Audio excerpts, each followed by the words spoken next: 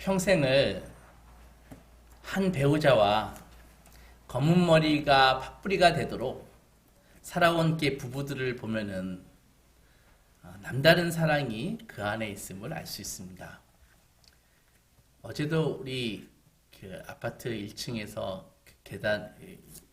도로에서 계단으로 올라오시는데 두 분의 노부부가 할머니하고 할아버지가 이렇게 올라오시는데 이 작은 수레를 아주 힘겹게 두 분이서 이렇게 끌고 오시더라고요. 두 분이 그 작은 수레를 저 같으면 한 손으로 끌 만한 그런 무게였었는데 두 분이 같이 힘을 합쳐가지고 거기를 올라오시는 거 보면서 참 아름답다 그런 생각이 좀 들었습니다.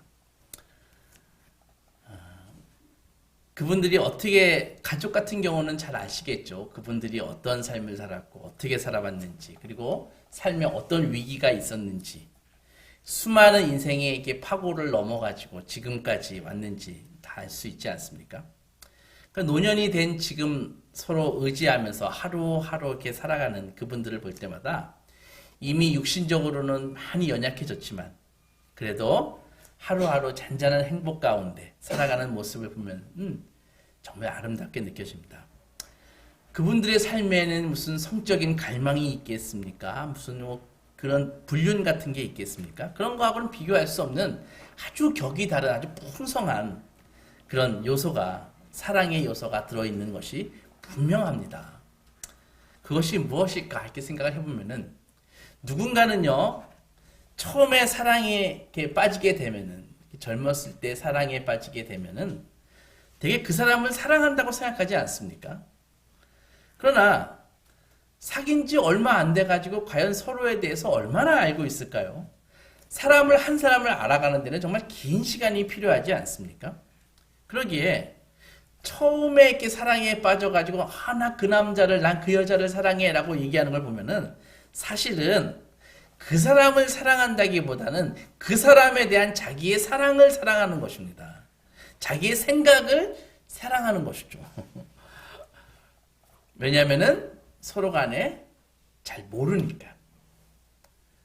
사람들은 누구나 감추고 싶은 결점이 있고 비밀이 있지 않습니까? 그리고 누구에게도 그 결점을 보이고 싶지 아니하는데 특별히 자기가 처음 사랑을 시작해서 그 사랑하는 사람에게는 자기의 결점을 보이고 싶어 하지 안 한다고요.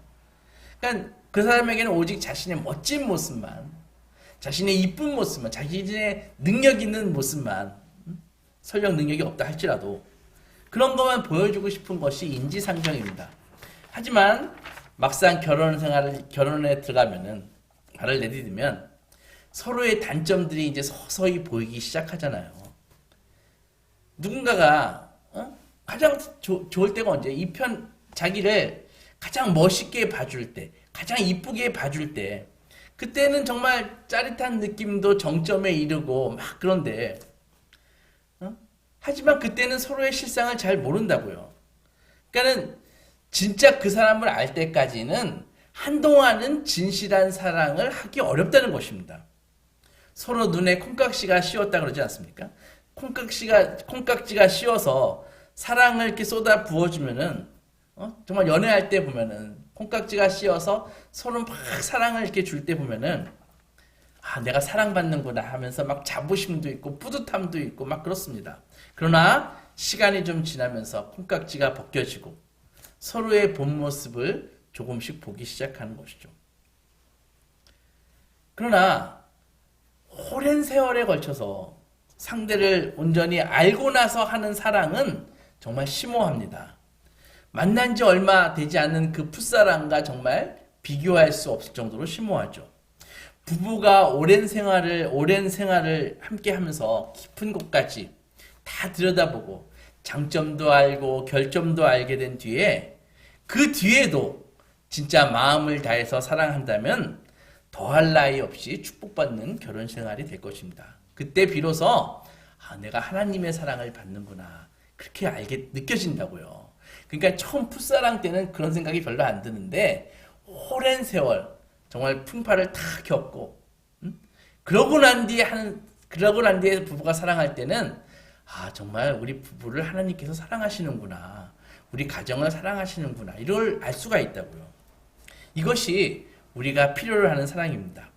이런 사랑은 허물을 덮어주고 우리를 겸손하게 하고 삶이 아무리 어려운 일이 닥쳐도 꿋꿋하게 그것을 맞설 수 있는 용기도 줍니다. 결혼은 처음에 뜨거운 감정으로 시작했지만 나중에 잔잔한 애정은 세월이 갈수록 그 약속이 더 풍성하고 깊어지는 것입니다. 이렇게 이상적인 사랑은 시간이 필요하다는 것입니다. 세월 속에서 완성되는 것입니다. 진짜 사랑은 처음에 로맨틱한 그 뜨거운 것에서 시작을 하지만 나중에는 이렇게 잔잔한 사랑으로 변해가야 된다는 것이죠. 그것이 사랑의 완성입니다. 한 존경받는 철학자가 이런 말을 했습니다. 사람은 세 가지 타입이 있다는 거예요. 그래서 어떤 타입이 있냐면은 처음에는 좀 어려운 말을 쓰는데 설명드릴게요. 심미적인 사람이 있다는 거예요. 두 번째로는 윤리적인 사람이 있다는 거고, 세 번째는 신앙적인 사람이 있다는 것입니다. 그래서 인간은 누구나 심미적인 사람에서 태어나지만은 그가 삶에 선택한 그 방향에 따라서 어떤 사람은 윤리적인 사람이 되고 종교적인 사람이, 신앙적인 사람이 된다는 것입니다. 물론 대부분의 사람들은 심미적인 그런 사람에 머무른다는 것입니다. 심미적이라는 말을 아십니까? 어려운 말인데 들어본 적이 있나요? 들어봤지만 무슨 말인지 잘 모르겠죠. 심미적이라는 말은 이런 것입니다. 말만 어렵지 내용은 하나도 안 어렵습니다. 심미적은 예를 들어서 이 옳고 그른 거, 선과 악은 중요하지 않고 내가 즐겁고 행복하면 되는 것입니다. 가치관이 그런 거예요. 그러니까는 이 옳고 그른 거, 정의를 이루는 것보다는 일단 내가 즐겁고 흥분되고 내가 기분 좋고 배부르면 오케이. 그게 심미적인 것이라는 것이죠. 그래서 결정할 때도 어떤 일이 재미있고 흥분되는가? 그러면 그거 결정해야지. 그런 것이라고요. 지금 제가 이 심미적인 삶이 나쁘다고 얘기하는 것은 아니고 행복하고 즐거운 삶을 살기 위해서는 이런 심미적인 게 반드시 필요합니다. 그러나 이 심미적인 이 가치가 자기를 지배하게 되면은 많은 문제들이 생겨난다는 것입니다. 심미적인 인간은 내가 즐겁고 자유롭게 살기를 원해요. 인생은 짜릿짜릿해야 되는 거야. 아름다워야 되는 거야. 인생은 반짝반짝한 추억들이 있어야 되는 거야. 이것이 정상이라고 주장을 합니다. 그러니까 즐겁지 않은 것, 반짝반짝하지 않은 것, 인기 없는 것, 덜 기분 좋은 것은 다 배제한다고요. 그러나 이것은 삶이 무엇인가를 단단히 오해한 것입니다. 이런 사람들은 자기 삶의 주인이 되지 못하고 그냥 환경에 자기 자신을 다 맡겨버린다고요. 그러니까는 자기의 충동대로 살아갈 뿐입니다. 그러니까 이런 삶의 특징이 환경의 지배를 그대로 받는 것입니다.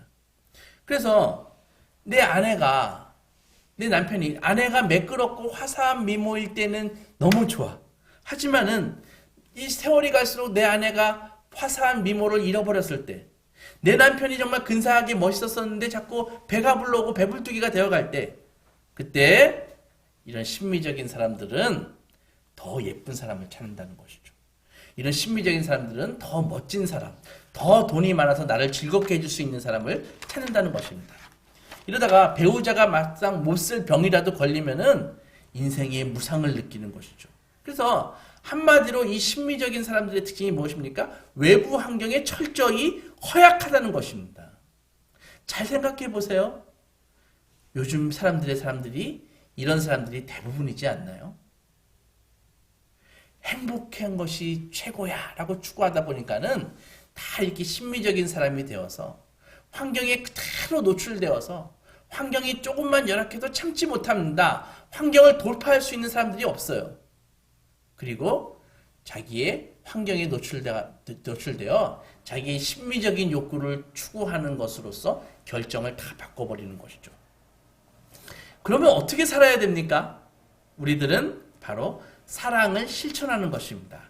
심미적인 삶을 사는 사람들은 상대가 나에게 줄 수 있는 스릴이나 기쁨이나 자부심, 경험 따위를 사랑하는 것이지 상대를 사랑하는 것이 아닙니다. 그래서 상대가 만약에 그 요소들을 자기에게 주지 못하게 되면은 그 사람에 대한 매력도 관심도 떨어져 버리는 것이죠.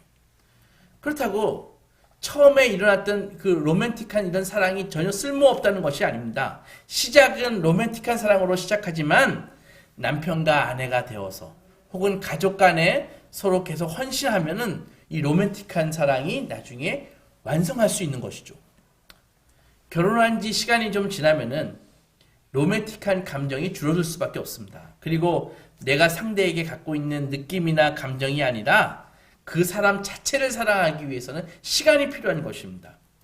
세월이 흘러야지 상대가 진짜 원하는 것이 필요가 무엇인지 내가 알 수가 있고 그것을 충족시킬 방법도 정확하게 알 수 있고 그래서 상대방의 필요를 채워줌으로써 추억이 만들어지는 것입니다. 그리고 상대방의 필요를 채워줌으로써 상대의 마음을 깊고 진한 감정과 기쁨으로 적시게 되는 것이죠. 그러면은 어떻게 하면은 행복과 기쁨이 충만한 결혼 생활을 할 수가 있을까요?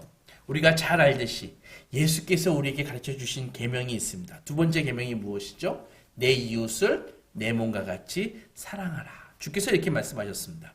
근데 여기서 우리가 잘 알아야 될 게 있습니다.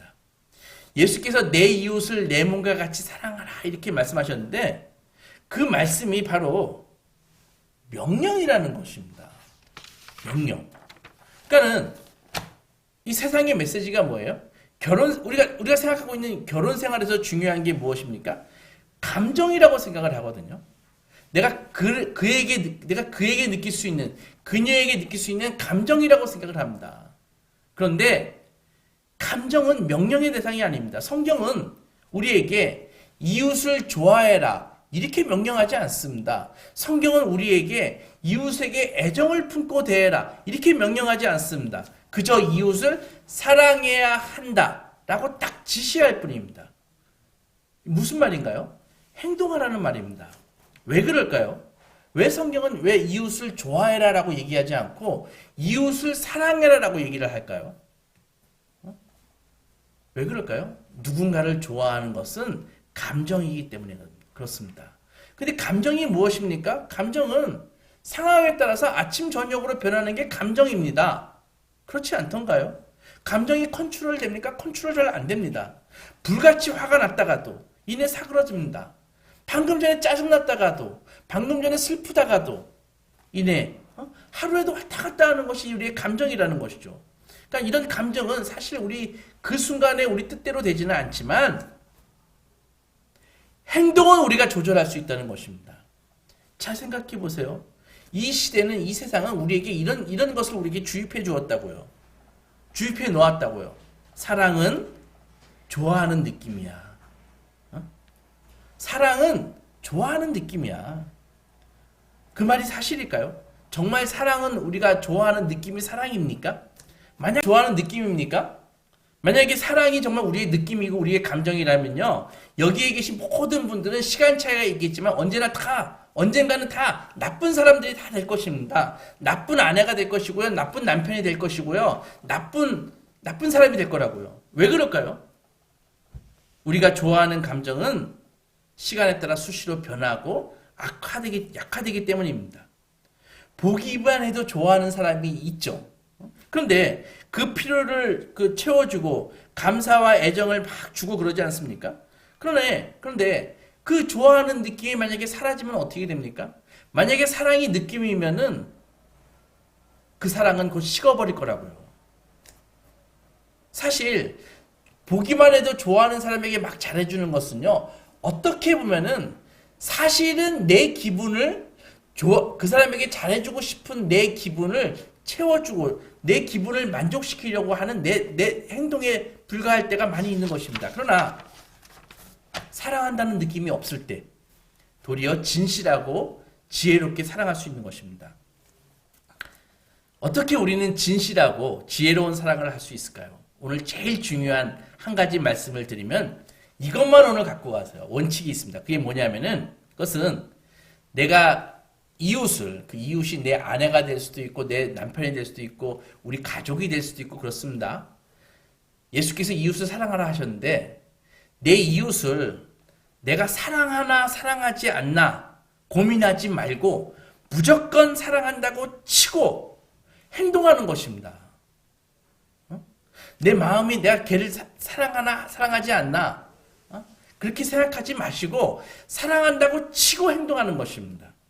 그렇게 하면 머지않아 놀라운 비밀을 알게 되는데 그것은 누군가를 사랑하는 것처럼 행동하면은 이내 그 사람에 대한 사랑의 감정이 생긴다는 것입니다.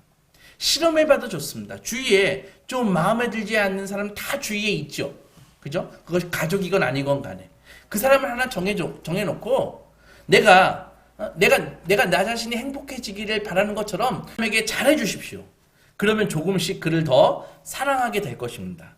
최소한 그를 덜 싫어하는 덜 싫어하는 법을 배우게 되는 것입니다. 나중에는 그 인간은 나랑 영 아니야 라고 손절했던 인물도 그것을 실천하면 차츰차츰 좋아지게 될 것입니다. 아까도 말했듯이 이 세상은 우리에게 계속 주입합니다. 사랑은 감정이야. 사랑은 감정이 있어야 되는 거야.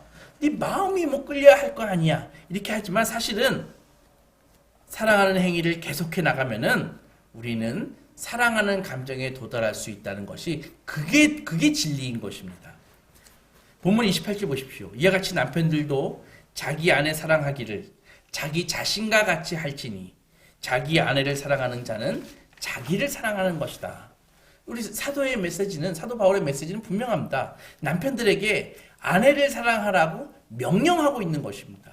사랑하는 감정이 생길 때만 사랑하라는 것이 아니라 그런 말은 전혀 없고 오직 행동하라고 말씀하고 있는 것입니다. 상대에 대해 지금 느끼는 감정은 중요한 것이 아니라 그저 아내를 사랑하라고만 하는 것입니다. 이 말씀을 오해하지 마십시오. 결혼할 때 사랑하는 감정이 없이 아무나 괜찮다는 말이 아니에요. 이 말은 그렇게 뜨겁게 사랑하는 감정을 갖고 결혼한다고 해도 너가 그렇게 중요하게 생각하는 그 감정을 정말 감정이 뜨거워서 결혼한다고 해도 시간이 흐르면 곧 너가 그렇게 뜨거웠던 감정이 사라지는 날이 올 거라는 말입니다. 왜 그럴까요? 우리의 감정은 영향을 받잖아요. 환경의 영향을 받고 심리적인 것에 영향을 받고 생리적인 것에 영향을 받고 상대방의 말 한마디에 영향을 받고 그런 게 감정 아닙니까?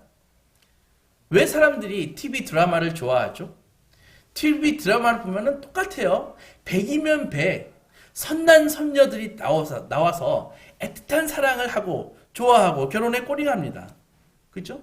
예외가 있던가요? 나는 TV 연속극을 그렇게 봐도요. 안 이쁘고 못생긴 남자 여자가 나온 적을 본 적이 없어요. 주인공으로서. 거의 어디서 그렇게 예쁜 사람들, 어디서 그렇게 잘생긴 사람을 뽑았는지 그런 사람들 나와가지고 애틋하게 사랑하고 결혼에 꼬리납니다. 그런 연속극을 보면서 뭐예요? 대리만족을 하는 것이죠. 그죠? 대리만족을 합니다. 그리고 대리만족을 하면서 뭐 합니까? 자기 자신과 비교합니다. 드라마 속에서 펼쳐지는 그 드라마 작가가 쓴 그 각본에 의해서 움직이는 그들을 보면서 바로 저거야. 저게 사랑이지. 사랑이라면 저렇게 뜨겁고 로맨틱해야지. 그런데 난 뭐지? 왜 저 인간 나를 저 남자 주인공처럼 사랑해 주지 않지? 우리 마누라는 왜 저 여자 주인공처럼 저렇게 센스 있고 상냥하지 않지? 아휴, 내 팔자야. 나는 저 인간하고는 안 맞아. 완전 결혼 잘못했어. 이제라도 다시 시작해볼까? 결혼 새로 시작하면 잘 될까요? 절대 아닙니다.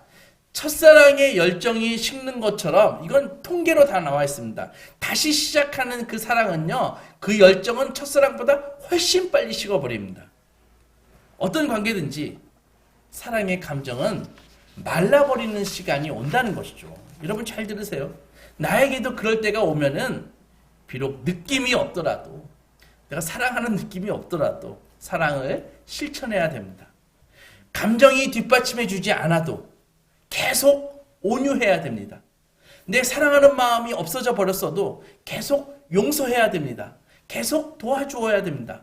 그렇게 계속하면은 곧 시간과 함께 감정이 메마른 시기가 지나가고 다시 감정적으로 안정된 상태가 와서 그때 바로 진정한 사랑을 할 수 있는 때로 진입하게 되는 것입니다.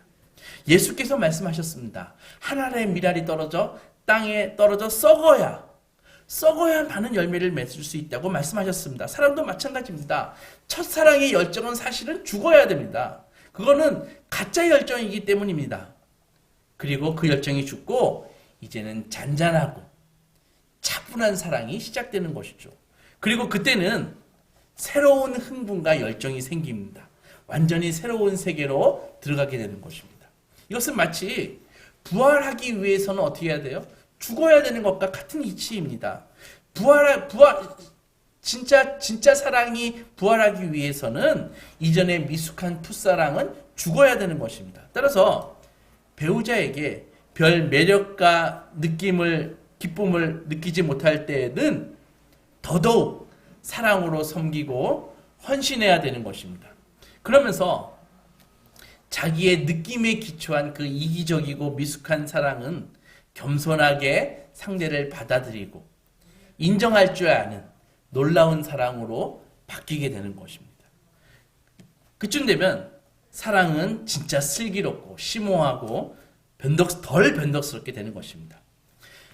슬프게도 요즘 이런 사랑의 경지에 오른 사람들을 찾아보기 어렵습니다. 왜 그럴까요? 아까도 말씀드렸다시피 이 시대가 사랑이 자꾸 느낌이라고 얘기하니까, 사랑이 자꾸 감정이라고 얘기하니까, 드라마처럼 영화처럼 짜릿한 것이 아니면 사랑이 아닌 거라고 자꾸 얘기하니까, 이 시대의 생각을 사람들이 그대로 받아들이다 보니까는 배우자에게 그런 감정이 사라지면은 불륜에 빠지기도 쉽게 되는 것입니다.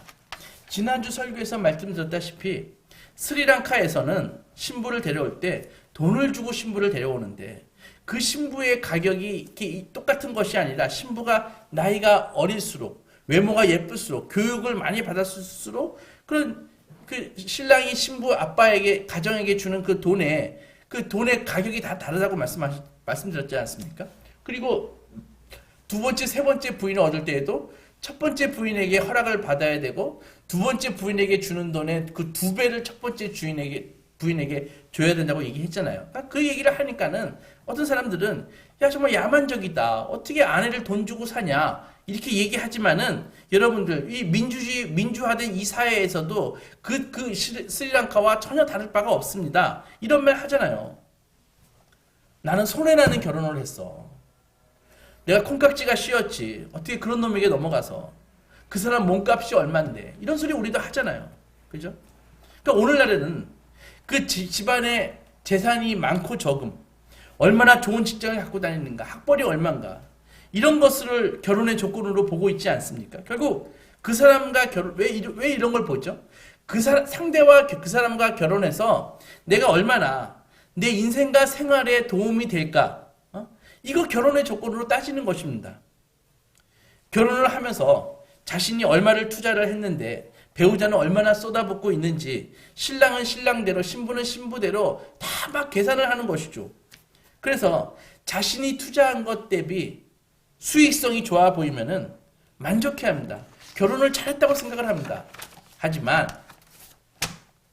인생의 퀄리티가 결혼 전에 상대방이 소유한 돈이나 학벌이나 직장 이 몇 가지 항목으로 인생의 퀄리티가 계산할 수 있을 정도로 인생이 단순합니까? 만약에 그렇게 생각한다면은 그 사람 너무나 단순한 사람입니다. 세월이 흐르면서 차츰 배우자의 결점들이 눈에 들어옵니다. 사람이 쉽게 바뀌나요? 상대방에 대한 못마땅한 마음이 가시지 않고 결혼 생활하면서 기대했던 것만큼 행복하지도 않고 소득이 나지 않는다고 생각하면은 이 부부들이 장사꾼 같은 그런 생각을 한다고요. 무슨 말입니까? 수입이 깎인 만큼 지출도 줄이는 것입니다. 아내가 마땅히 해야 할 바를 하지 않으면은 남편도 비슷하게 행동합니다. 마누라가 뭐 할 것도 안 하고 본분을 다 하지 않는데 내가 왜 잘해줘? 잘해줄 필요 없지. 어떻습니까? 이렇게 생각하는 게 공정합니까? 그냥 복수일 뿐이에요. 아내도 마찬가지 생각을 합니다. 남편이 돈을 제대로 안 갖다 주고 와이프인 자신에게 정성을 다하지 않으면 남편에게 쏟는 그 관심과 헌신을 그냥 걷어들어 버립니다. 그래도 괜찮다고 생각을 합니다. 저 인간이 나에게 잘해주지도 않는데 내가 왜 저 인간한테 잘해줘? 이런 생각을 한다고요. 그러니까 이게 악순환처럼 돼가지고 결국 가정의 분위기가 안 좋아지고 관계가 점점 멀어져 갑니다. 우리가 잘 알듯이 20, 30년을 살다가 다 노년이 돼서 황혼이혼을 하는 사람들이 급증하고 있습니다. 뭐 멋있게 말을 포장해서 말하는데 결혼을 졸업한다 그래가지고 막 조론에 대해서 환상을 갖고 있는 사람들이 막 증가하고 있습니다. 인생 거의 다 살아놓고 왜 이혼을 하고 왜 조론을 합니까? 자식은 피덩이 때부터 엄청난 희생과 수고를 해가지고 자식을 돌보죠. 한 생명 번듯한 사람을 만들기 위해서는 어마어마한 노력과 정성이 들어가지 않습니까? 잘 아시죠? 부모는 긴 세월에 걸쳐서 엄청난 희생과 수고를 하면서 자녀들을 막 키웁니다. 근데 자녀들은 뭐 돌려줘요? 자녀들 아무것도 안 돌려줍니다. 카네이션도 안 사주는데. 먼 훗날 자녀가 사랑과 존경을 돌려줄지는 몰라도 이미 부모가 베풀었던 것을 갚는 자녀는 없습니다. 좀 자라서 이제 사춘기만 좀 지나보세요. 이 반항기가 얼마나 깁니까? 그러니까 그게 반항하는 긴 시간 동안 부모는 막대한 인내하고 용납해주고 애정을 쏟아붓지만은 아무런 보답도 돌아오지 않습니다. 이렇게 부모는 자식들이 보상을 해주든 말든 끊임없이 베풀고 또 베풉니다. 왜 그럴까요? 자식이 볼 때마다 예뻐서? 부모도 인간인데 과연 그렇습니까? 그것은 감정과는 상관없이 자녀에게 꾸준히 사랑을 실천해 왔기 때문에 자식이 잘났건 못났건 예쁘건 예쁘지 않던 자녀들을 깊이 사랑하게 된 것입니다. 사랑을 실천하니까 더 사랑하게 된 것이라고요. 그러니까 자녀들이 독립하면 어때요? 무섭게 막 가정들이 막 깨어져 버린다고요. 근데 자식과는 사랑의 행동을 지속하면서 사랑하는 사랑하는 감정이 깊어지는 자식하고는 이런 언약 관계를 지속하면서 부부 사이에는 받는 게 없으면 주지도 않는 그런 이익 관계를 유지하면서 살아가고 있다고요. 그렇게 20년이 넘는 세월을 살다 보니까 자녀에 대한 사랑은 여전히 든든하지만 부부 사이는 받는 사랑이 없으면은 감정을 걷어들이는 이익관계를 그대로 유지한다고요. 그러니까는 부부 사이가 자꾸 공허해지는 것입니다. 사랑하는 소망교회 성도 여러분, 사랑하기 위해서 사랑하라고 하면 많은 사람들이 사랑할 만해야 사랑하죠. 그 인간이 나에게 어떻게 했는데 여러분 당신은 모르실 거예요. 감정이 생겨야 사랑을 하지. 감정 없이 사랑한다는 거 그거 가식적인 거 아닌가요? 너무 기계적인 거 아닌가요? 라고 물을 수 있습니다. 하지만 오늘 본문에서 사도는 이렇게 말합니다. 남편들아, 아내 사랑하기를 그리스도께서 교회를 사랑하시고 교회를 위하여 자신을 주신같이 하라. 그렇게 말씀했습니다. 여러분 스스로 생각해 보십시오. 예수님이 십자가 위에서 당신을 배신하고 도망간 제자들을 보고 어떤 생각이 드셨을까요?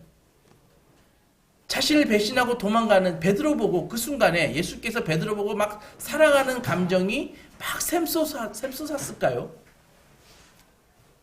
며칠 전 예루살렘 입성할 때 모두 그 예루살렘 주민들이 길거리에 나와가지고 종려나무 가지를 꺾어가지고 겉옷을 도로에다 깔면서 호산나 다윗의 자손이여 주의 이름으로 오시는 이여 가장 높은 곳에서 호산나 하리로다 하면서 막 외쳤어요. 그죠? 그리고 며칠 있다가 하루 이틀 있다가 빌라도 법정에서 예수께서 잡히셔가지고 빌라도 법정에 쓰시니까 그 사람들이 다 와가지고 뭐라고 얘기했습니까? 살인자 바라바는 놓아주고 예수를 십자가에 못 박아라 라고 막 외치는 거예요. 그런 사람들을 예수께서 보시면서 그런 사람들에게 예수께서 예수님이니까 막 사랑의 감정이 막 솟아났을까요? 주님은 고뇌 가운데 그 모습들을 묵묵히 지켜보시고 기도하셨습니다. 아버지 저들을 용서하소서. 저들은 자기들이 무슨 일을 하고 있는지 모릅니다. 그때 주님은 당신의 몸에 채찍질하고 허리에 창을 찌른 그 사람들을 그리고 그 배신한 제자들을 보면서 기도하셨습니다. 여러분, 예수님에 대해서 우리가 오해하면 안 될 것이 한 가지 있습니다. 예수님은 하나님의 아들이시니까 우리가 느끼는 감정은 전혀 느끼지 않는 외계인으로 생각하면 안 됩니다. 주님도 아프셨고, 주님도 눈물 흘리셨고, 주님도 수치스러웠습니다. 배신을 당하면 주님도 똑같이 고통스러운 것입니다. 주님은 우리가 사랑스러워서 사랑하시는 것이 아니라 사랑하시기 위해서, 사랑하실 때 끝까지 사랑하시기 위해서 사랑을 실천하셨습니다. 바로 그 사랑으로 우리에게 명령하십니다. 남편들아, 그리고 아내들아, 그리고 너희들아, 사랑을 실천해라. 그러면 곧 말랐던 사랑이 샘솟을 것이다.